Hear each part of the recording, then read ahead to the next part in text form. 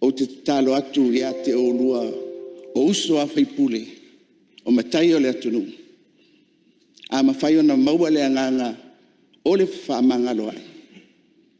Maua le ai o le nei aso ma le amatanga o le tātou ngaruenga. Na o se te talo.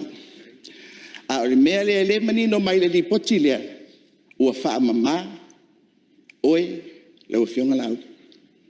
Se oe lau fionga lea ana.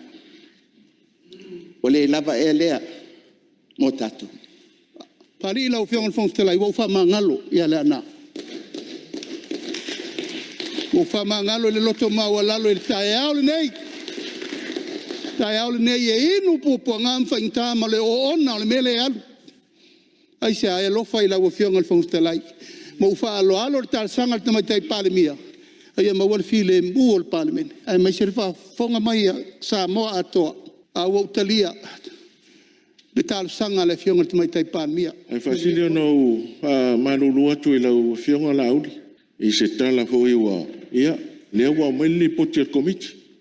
E mamala ua whianga pe on sao nore tamai tai palmi e fa malulu atu ai fa to se atu e tu se hoi ma le fonga na aso au te tono ai si le fiele tu le ngona ma le loto a uma upu tono tato fa fono e on fa pena